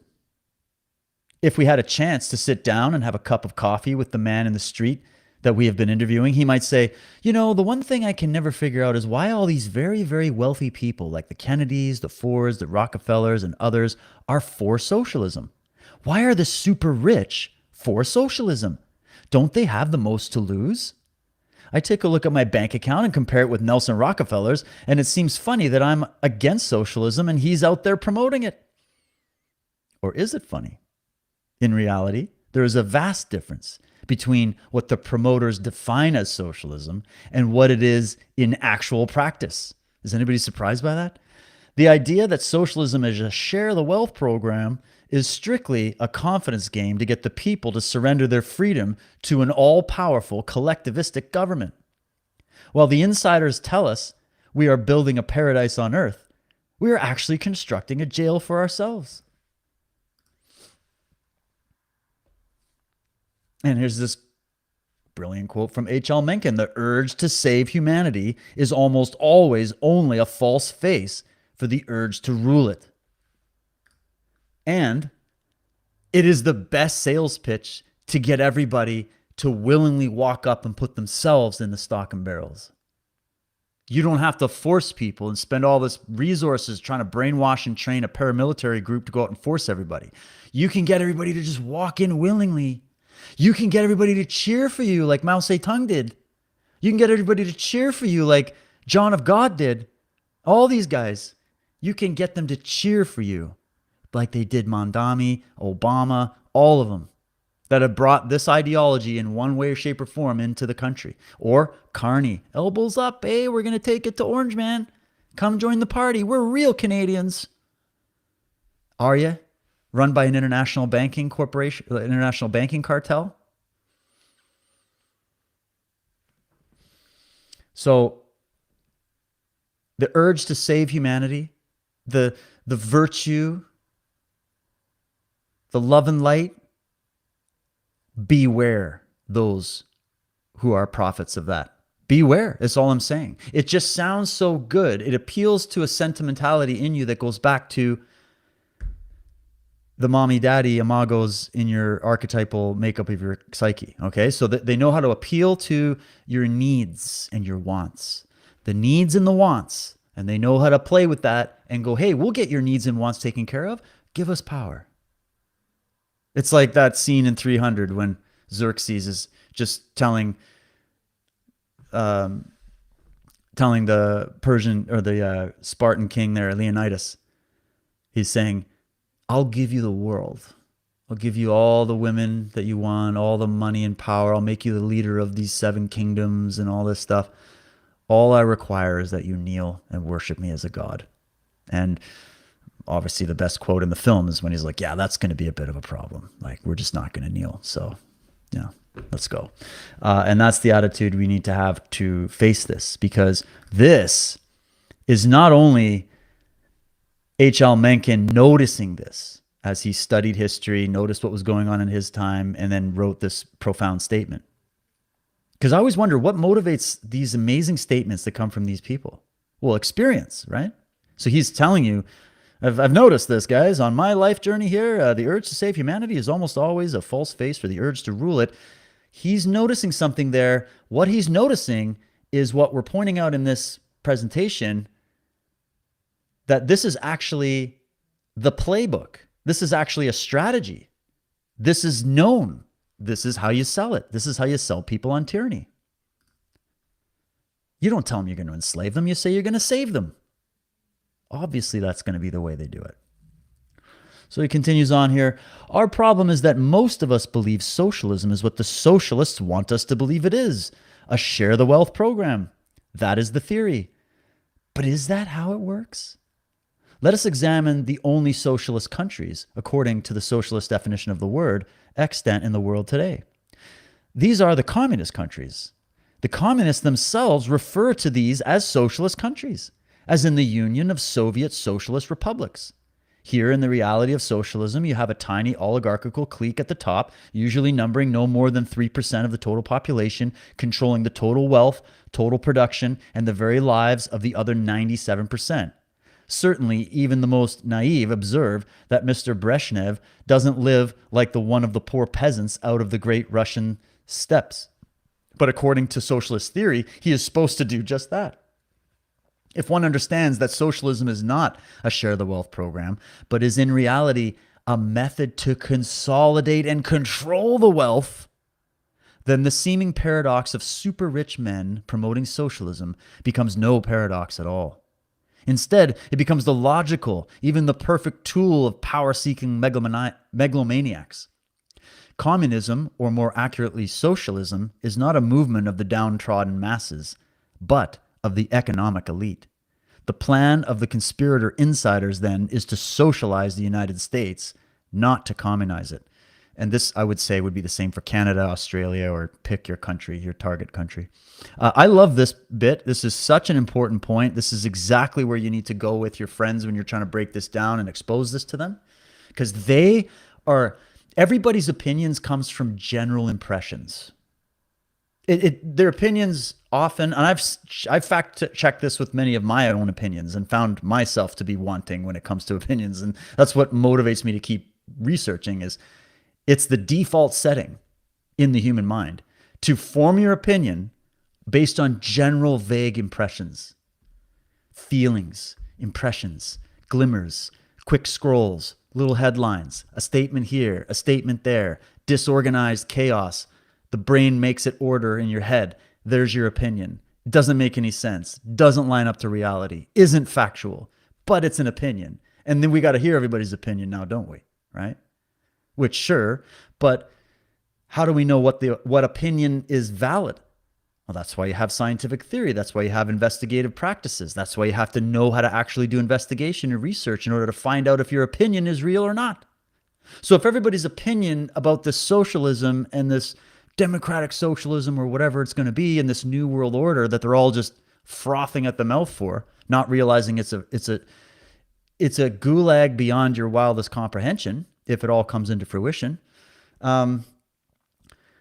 it's that the opinion they have on this has been given to them as an impression.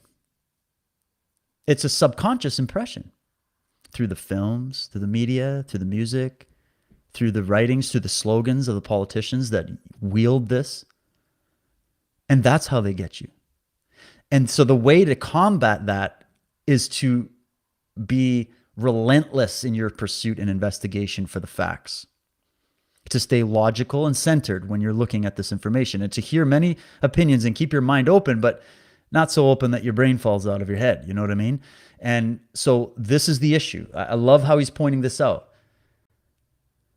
You know, we understand that we talk about socialism, that word has not yet become associated with the evil in the human mind that, say, Nazism has, or some of these other, right? Because socialism has this humanitarian vibe about the rhetoric. But nobody investigated the origins of where that ideology came from, which I showed you where it comes from. It comes from the occult world. Okay? It didn't come from the political world. It came from the occult world. It's actually a very ancient war of ideologies that we're still experiencing right now. Okay? And it is a means to an end. Socialism isn't really a system. What it is it's a sales pitch. It's not really a system. It's a sales pitch to create centralized power. And that was a big question I had. And that's what the question everybody you're going to go up against with, especially when you start naming names of the big groups that were sponsoring socialism. Like, how do we have these elite bankers and private banking families that are allegedly capitalist actually financing socialist experiments around the world? Why would they do that? Because socialism would be taxing the rich, wouldn't it? Isn't that the slogan? We're going to tax the rich. So why would the rich be promoting a system that taxes them? Maybe it's not about taxing the rich. Maybe it's not about that. Maybe there's exemptions written in for them because they are the landowners, right? And maybe there's the sales pitch needed so that they can accrue more power. So it's illegitimate power grabbing by illegitimate people. That's what it is. And so but they can't just move through your country openly, because obviously it's going to look like the biggest heist you've ever seen. It's that bank robbery again. And people are going, I don't want you stealing my money and using it for evil things. So they don't walk in and say that that's what they're doing. They walk in and say, no, guys, this is about equity. We're going to make you all equal. Nature didn't make you all equal, but we will. By force. We're going to do re-education programs. We're going to take more power. In fact, the way to achieve equality that we know you just all want so badly is by giving us more power and giving us your property and your land and and we'll manage it for you. And how many people are willing to do the pass the personal responsibility buck? Most people. Knowing this is a cinch, this conspiracy, to make you believe that they are fighting for the little guy when they are in no way, shape, or form the little guy. They don't operate in the little guy universe. They don't even know what a little guy is. They don't even know what a little guy thinks. They don't think like that. These are the big fish, the high table, okay? The wealthiest of the wealthiest. And they're not wealthy. These types of cats aren't wealthy because they earned it. I got no problem with wealthy people that earned it. I'm a meritocracy person, okay? If you earned it, go for it. And as long as you don't wield it and try to dominate the world and turn us all into a bunch of robots. But if you gained, so these names that we're going to go through, these aren't people that earned it. I mean, they earned it by being amazing criminals, I guess, and liars, but they didn't earn it. They stole it by creating these ideals and selling them to entire nations. That's how they got their wealth. The other way they got their wealth was by actually conquering these nations, okay? So, whole big story there. Super important point. You got to read the fine print, never just what's on the box. He continues, the English philosopher Thomas Hobbes noted, quote, freedom is government divided into small fragments. Woodrow Wilson, before he became the tool of the insiders, observed, quote, this history of liberty is a history of the limitations of governmental power, not the increase of it. And the English historian Lord Acton commented, quote, power tends to corrupt, and absolute power corrupts absolutely. Even though these men lived after our Constitution was written, our forefathers understood these principles completely. But what is happening today as we move leftward along the political spectrum towards socialism? All the reins of power are being centralized in the executive branch of the federal government. Listen up, Canadians. This is for you. Much of this is being done by buying with legislation or with free federal grants all the other entities. Money is used as bait, and the hook is federal control. The Supreme Court has ruled, and in this case quite logically, that, quote, it is hardly lack of due process for the government to regulate that which it subsidizes. If you and your clique wanted to control over the United States, it would be impossible to take over every city hall, county, seat, and state house. You would want all the power vested at the apex of the executive branch of the federal government. Then you would have only to control one man to control the whole shebang. If you wanted to control the nation's manufacturing, commerce, finance, transportation, and natural resources, you would need only to control the apex, the power pinnacle of an all-powerful socialist government. Then you would have a monopoly and could squeeze out all your competitors. If you wanted a national monopoly, you must control a national socialist government. If you wanted a worldwide monopoly, you must control a world socialist government. That is what the game is all about. Communism is not a movement of the downtrodden masses, but is a movement created, manipulated, and used by power-seeking billionaires in order to gain control over the world, first by establishing socialist governments in the various nations, and then consolidating them all through a great merger or great reset into an all-powerful world socialist superstate, probably under the auspices of the United Nations, run by Antonio Gutierrez, who was formerly the chief of the International Socialist Movement, just saying. The balance of this book will outline just how they have used communism to approach that goal. That's why you need this book on your desk, my friends. Okay, this one's a little bit tiny, the writing, so let me just kind of zoom in a little bit. All right. One major reason for the historical blackout on the role of the international bankers in political history is that the Rothschilds were Jewish. All right, now, if I left it there, we could all walk away and become woke right. But, he continues, anti-Semites have played into the hands of the conspiracy by trying to portray the entire conspiracy as Jewish. Nothing could be further from the truth, he says, and I agree with him. The traditionally Anglo-Saxon J.P. Morgan and Rockefeller international banking institutions have played a key role in the conspiracy, along with many others non-Jewish entities. But there is no denying the importance of the Rothschilds and their satellites. However, it is just as unreasonable and immoral to blame all Jews for the crimes of the Rothschilds as it is to hold all Baptists accountable for the crimes of the Rockefellers. The Jewish members of the conspiracy have used an organization called the Anti-Defamation League as an instrument to try to convince anyone that any mention of the Rothschilds or their allies is an attack on all Jews. In this way, they have stifled almost all honest scholarship on international bankers and made the subject taboo within universities. Any individual or book exploring this subject is immediately attacked by hundreds of ADL committees all over the country. The ADL has never let truth or logic interfere with its highly professional smear jobs.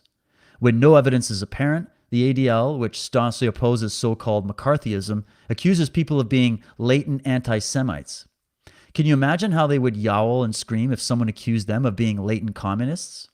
Because, guys, that's the issue. It's not Jewishness that would be the problem, or Catholicism, or Masonry even.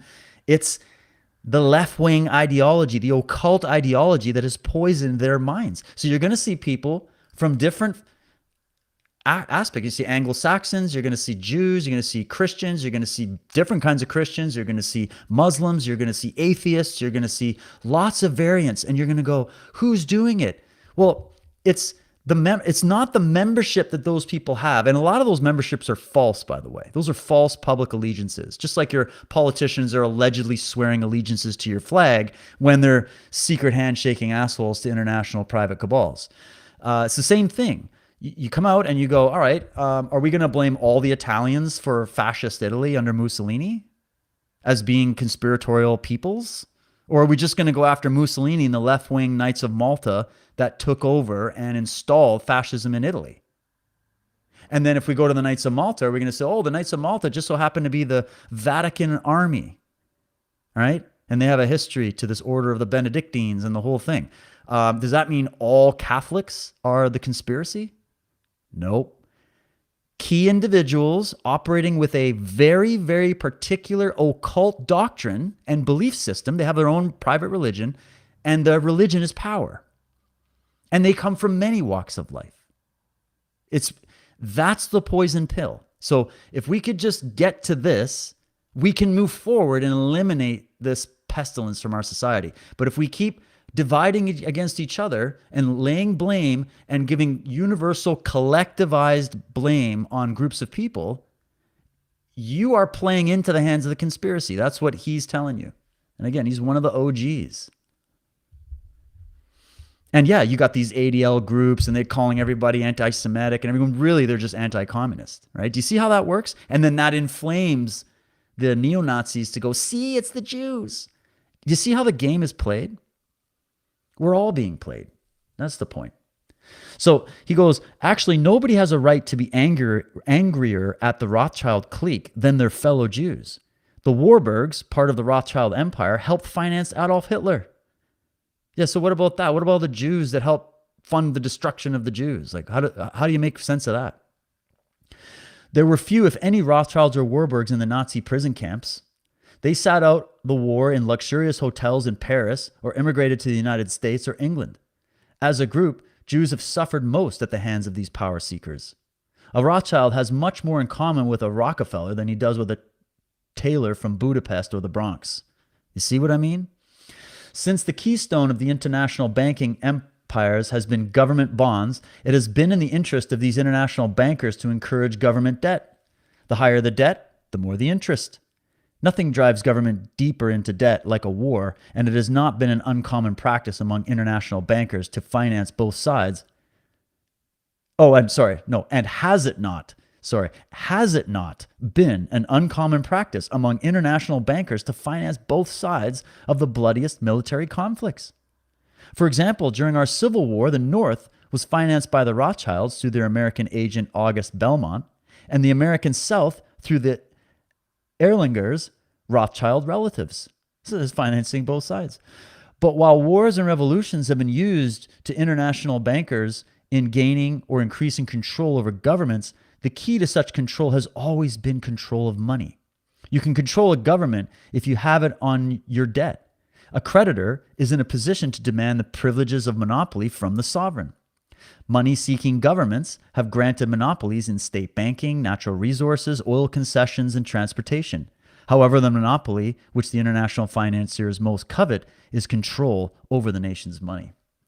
And speaking of the first money lenders and money bank, you go look at the history of the Templars, who set up the first international usury banking cartel in the Middle East during the Crusades. And then that doctrine was taken on board in an occult layer through these banking houses. And then, yes, they recruited some Jews to be the court Jews that would run the banking for them because that was just their talent. But that didn't necessarily indict all the Jews that were a part of working as bankers. Many times that was the only job they were allowed. And if they wouldn't have gone along with it, they would have had pogroms run against them. Right? So it's a lot more complex and nuanced than you're going to get from your average conspiracy writer who's just condemning all the Jewish bankers. It's way, way, way bigger. There are far more powerful banking dynasty families that have papal bloodline connections than you'll even find in Jewish bloodline connections. Make the Rothschilds look like kindergartners. So you got to understand, we got to get out of the tribalism and understand the real dynamics here. These guys don't play in any of those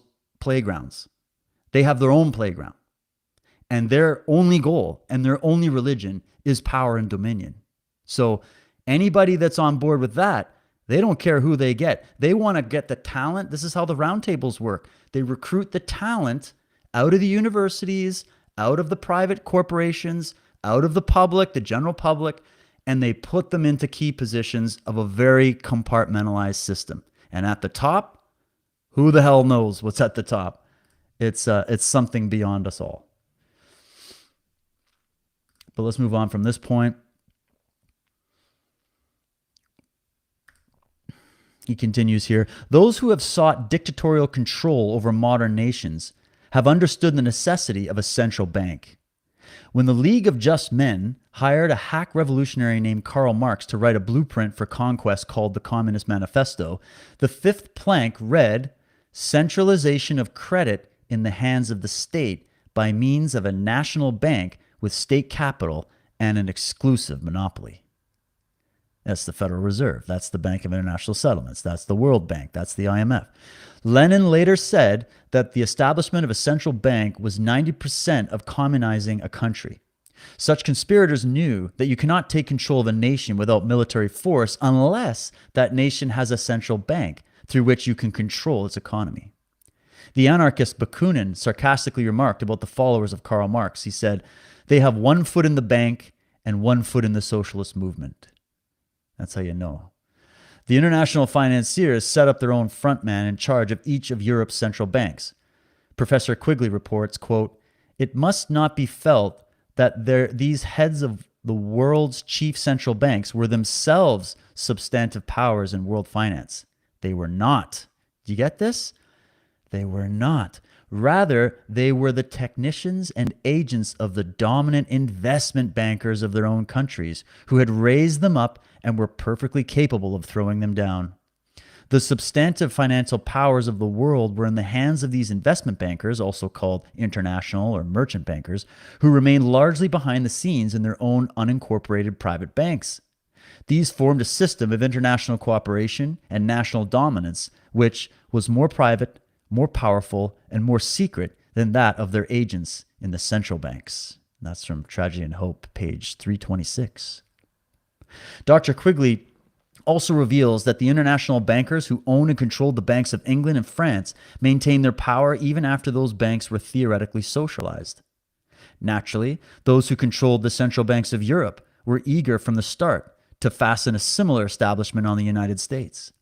From the earliest days, the Founding Fathers had been conscious of attempts to control America through money manipulation, and they carried on a running battle with the international bankers.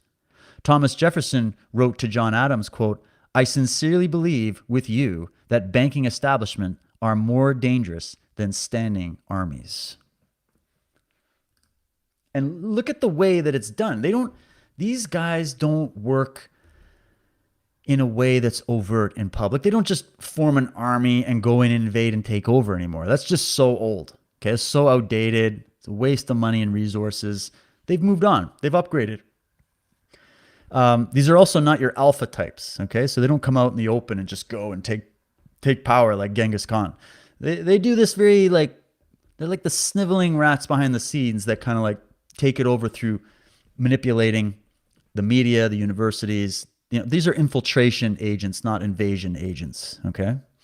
And that's how it's operated. And that's a very, very, it's very Sun Tzu. Like it's the art of war where you subdue your enemy without fighting. Okay, so it's a sound tactic, right? If you're just thinking purely strategic tactician, it's brilliant, but it's also very evil and very illegal. Actually, and they have to actually violate your laws and then subject you to the laws so that you can't fight back, but they get away with bloody murder every single day of the week, and that's your government now. That's your look at our banks. We're all in debt. You wonder why this inflation's going and why they can't fix it. Well, first of all, they're not trying to fix it. It's a controlled demolition of your economy to replace it for this new centralized currency system they want. But aside from that, they can't fix it because of the amount of debt that is just constantly going all the time, and the whole world is in debt, right? To these elites. So this is the result. We live in the result of a lot of moments in history, which is why we got to constantly reflect on history to find out how we even got here. And that's why these books are so valuable. So they're kind of giving you that sketch of how it happened. And we were warned by very prominent people all along the way.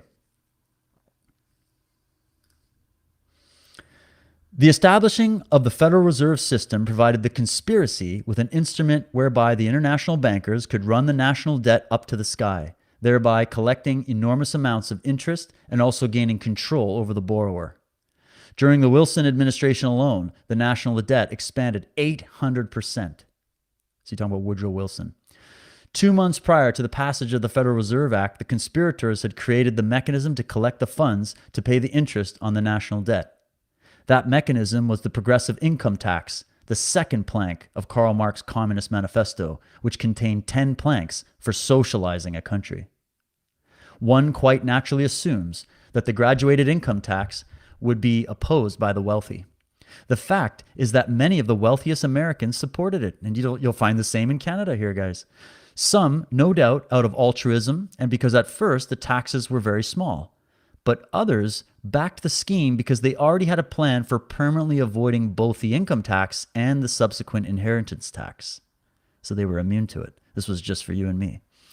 What happened was this. At the turn of the century, the populists, a group of rural socialists, were gaining strength and challenging the power of the New York bankers and monopolist industrialists.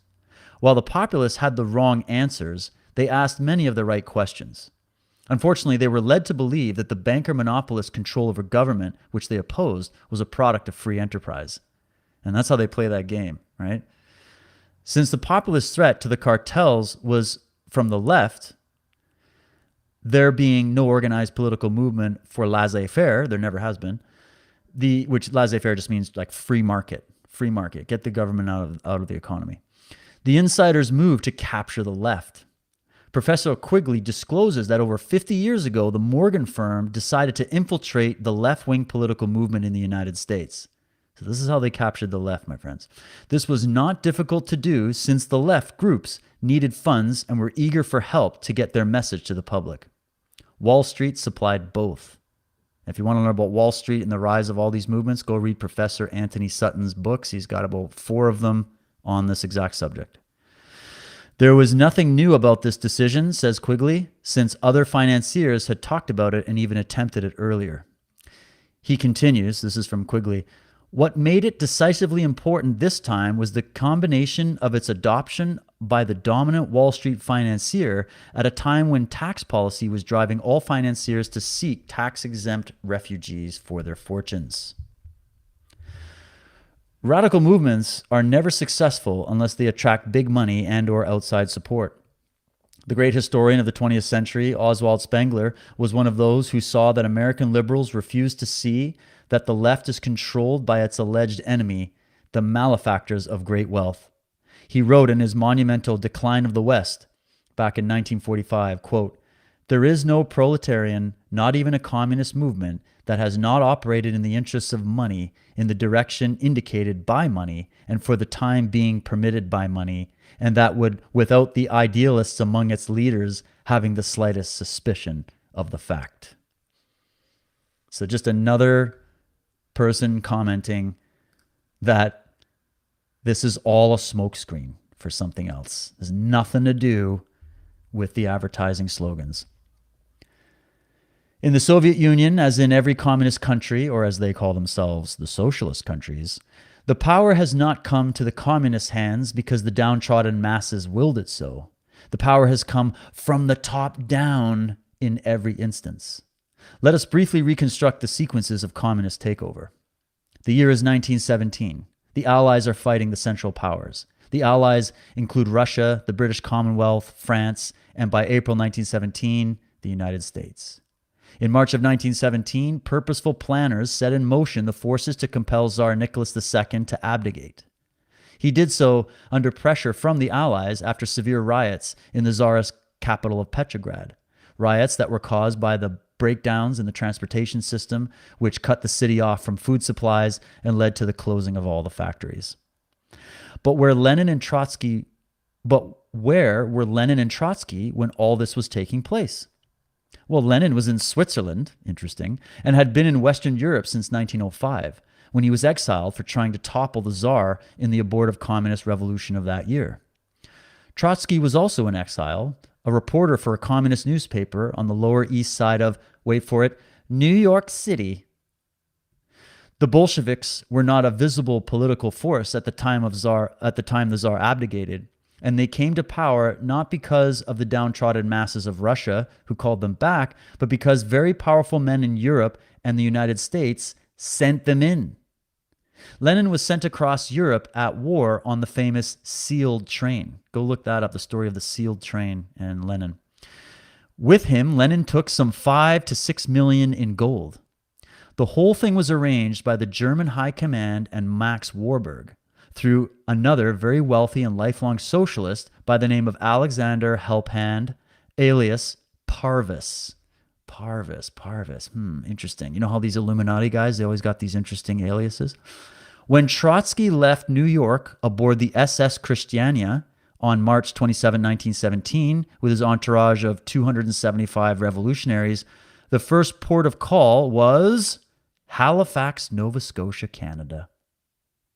There, the Canadians grabbed Trotsky and his money and impounded them both.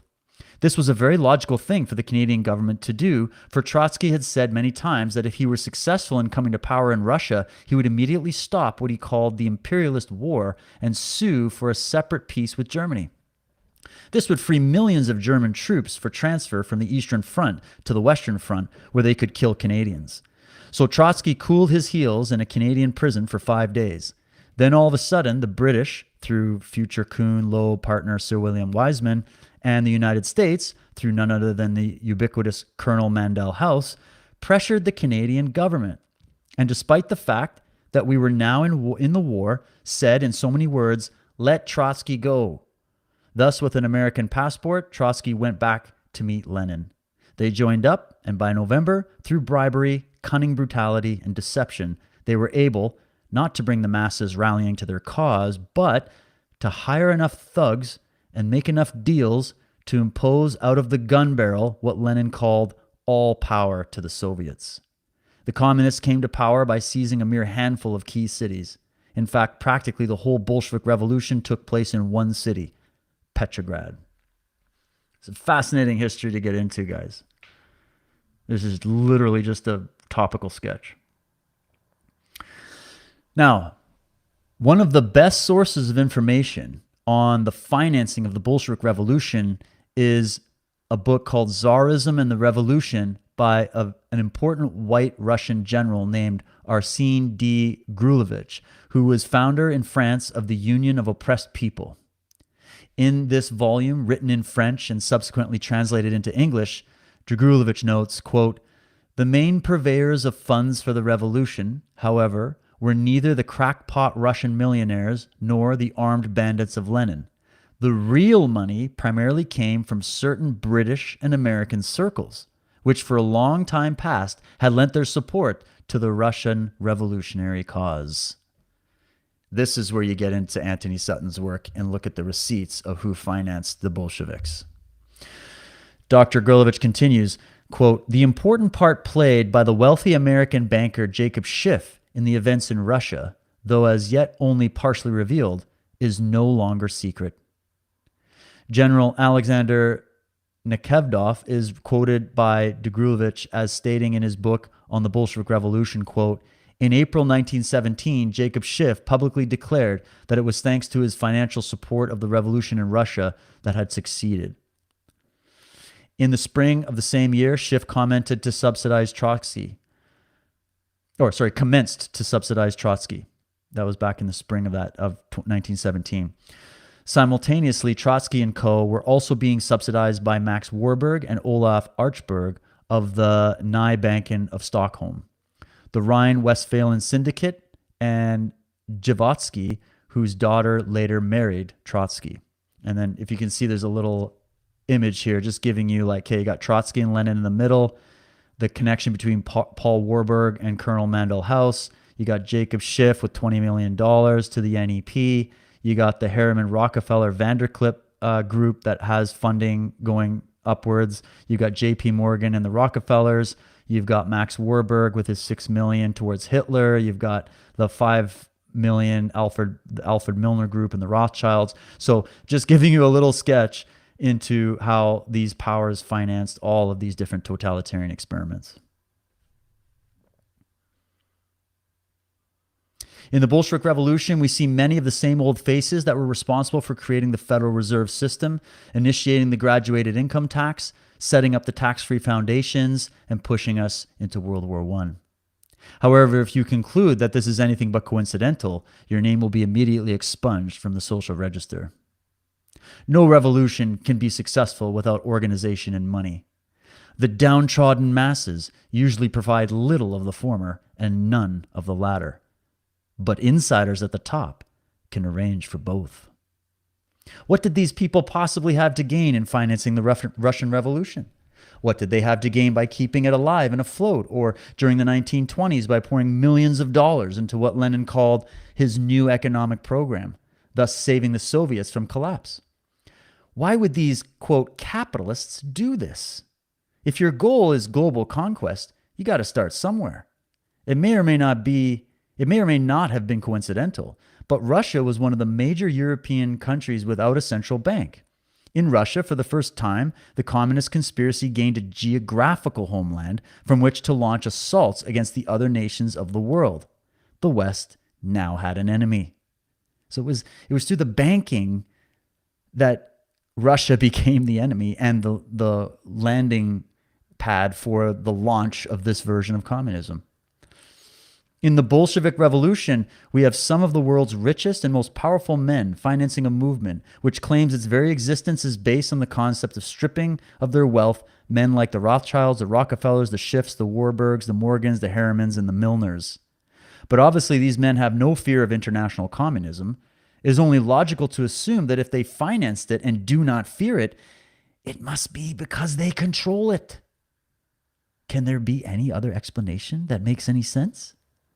Remember that for 150 years, it has been standard operating procedure of the Rothschilds and their allies to control both sides of every conflict. You must have an enemy if you are going to collect from the king. The East-West balance of power politics is used as one of the main excuses for the socialization of America.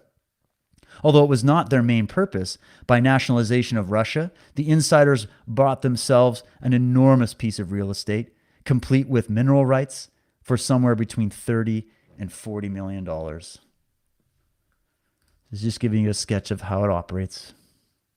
And then we got a couple pictures here. You got Lord Alfred Milner at the top. He was a wealthy Englishman and frontman for the Rothschilds. He served as paymaster for the international bankers in Petrograd during the Bolshevik Revolution. Milner later headed secret society known as the Round Table, which was dedicated to establishing a world government whereby a clique of super-rich financiers would control the world under the guise of socialism. The American subsidiary of this conspiracy is called the Council on Foreign Relations and was started by and is still controlled by the leftist international bankers. It's funny that I've been calling it the high table, and I'm kind of using the John Wick quote on that, but I'm not far off, and I wonder where John Wick got that term from, because the high table and the round table are the same person. Okay, this other guy here. According to his grandson, John Jacob Schiff, longtime associated of the Rothschilds, financed the communist revolution in Russia to the tune of $20 million. According to a report on file with the State Department, his firm, Kuhn, Loeb and Company, bankrolled the first 5-year plan for Stalin. Schiff's partner and relative, Paul Warburg, engineered the establishment of the Federal Reserve System while on the Kuhn, Loeb payroll. Schiff's descendants are active in the Council on Foreign Relations to this day. And then, of course, you got the home of the CFR on 68th Street in New York City, Mr. Mondami's playground. The admitted goal of the CFR is to abolish the Constitution and replace our once independent republic with a world government. CFR members have controlled the last 6 administrations. He's writing from the 70s, right? Richard Nixon has been a member of this appointed at least has been a member and has appointed at least 100 CFR members to high positions in administration. So this is where you start getting into the deep state, what the deep state is. This is how it's created. This is the playbook. It's important to know about it. Couple more here, guys. In 1919, House, which is Colonel Mandel House, met in Paris with members of a British secret society called the Round Table in order to form an organization whose job it would be to propagandize the citizens of America, England, and Western Europe on the glories of world government. In Canada, you're in there too, along with Australia and all the other Commonwealth. The big selling point, of course, was peace. Peace on earth and goodwill towards men. Yeah, peace and quiet when all the resistors have been executed and we have totalitarian power. That's what they mean when they talk about peace, guys. The part about the insiders establishing a world dictatorship quite naturally was left out, he says. The Round Table organization in England grew out of the lifelong dream of gold and diamond magnate Cecil Rhodes for a new world order. The same new world order Mark Carney was talking about in that memo from 2009. Now, Rhodes' biographer, Sarah Millen, was a little more direct. As she put it, quote, "The government of the world was Rhodes' simple desire."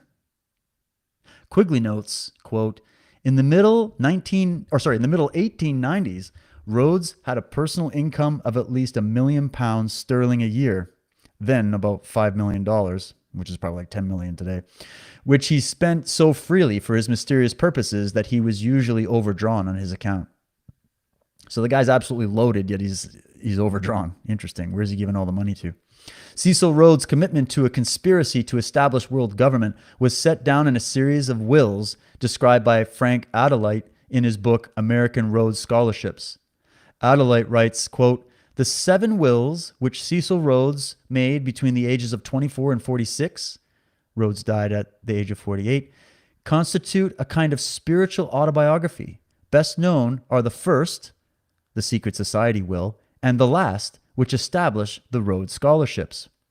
In his first will, Rhodes states his aim still more specifically, quote, the extension of British rule throughout the world, the foundation of so great a power as to hereafter render wars impossible and promote the interests of humanity."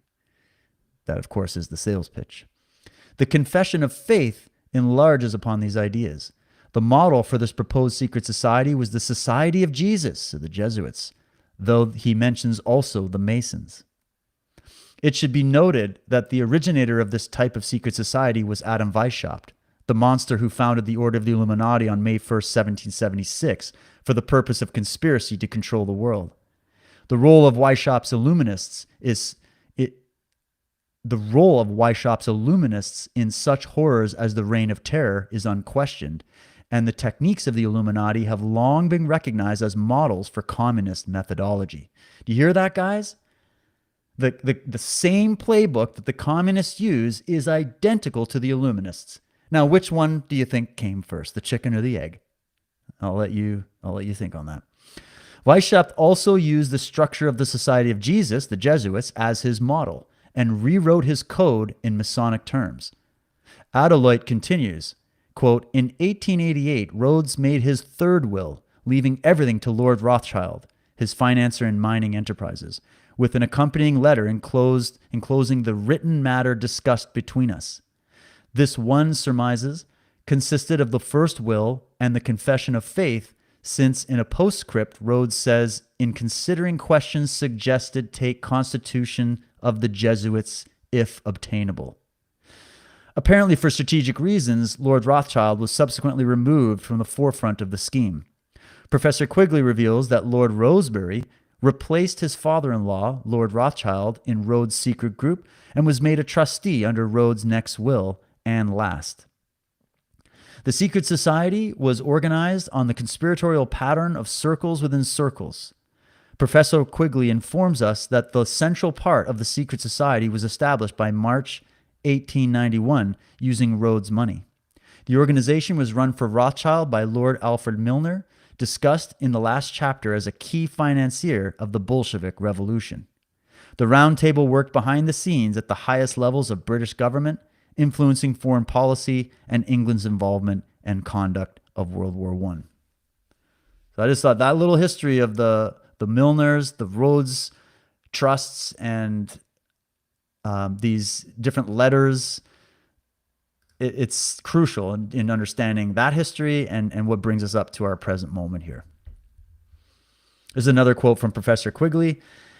At the end of the War of 1914, it became clear that the organization of this system, the Round Table Group, or as I like to call it, the High Table, had to be greatly extended.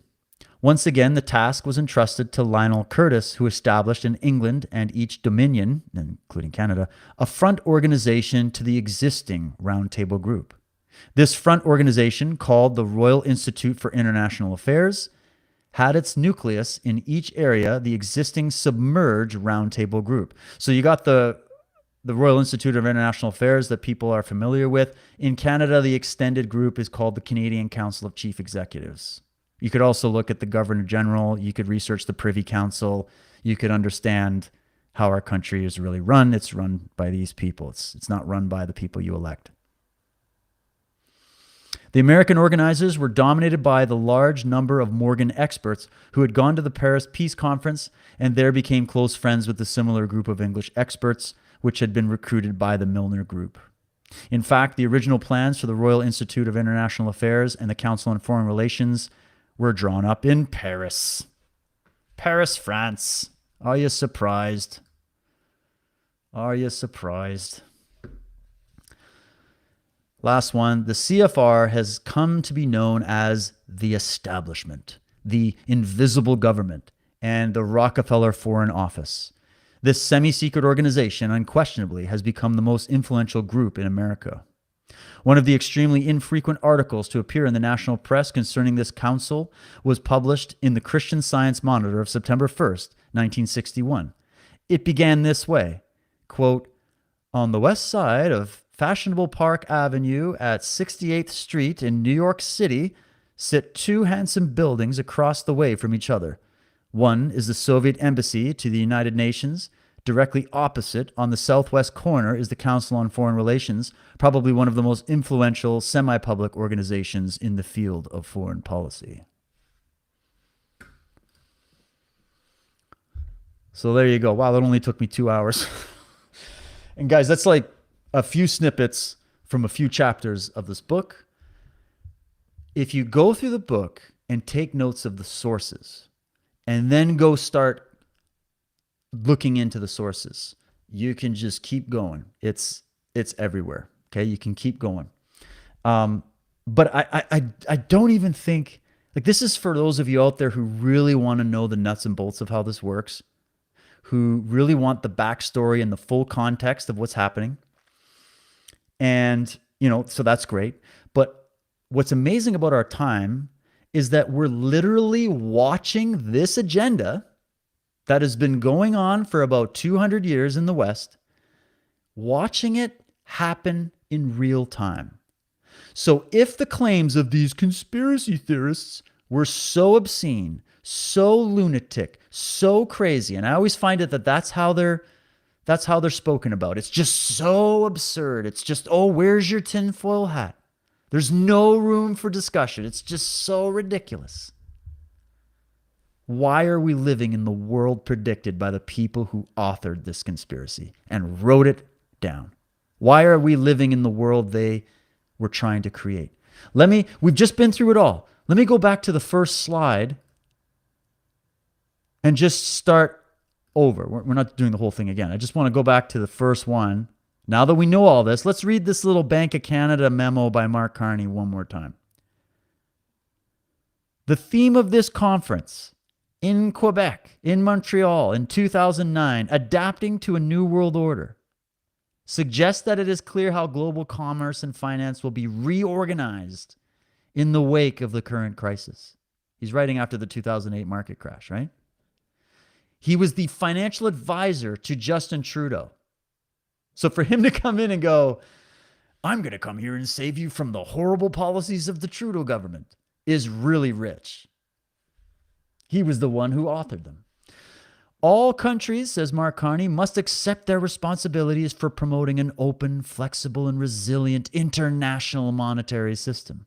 Responsibility means recognizing spillovers between economies and financial systems and working to mitigate those that could amplify adverse dynamics. It means submitting to peer review, to the council, to the roundtable review within the Financial Stability Board, and external review by the IMF. Oh, and you guys didn't forget about this one, did you? I, Mark Carney, do swear that I will be faithful and bear true allegiance to His Majesty, King Charles III, King of Canada, his heirs and successors.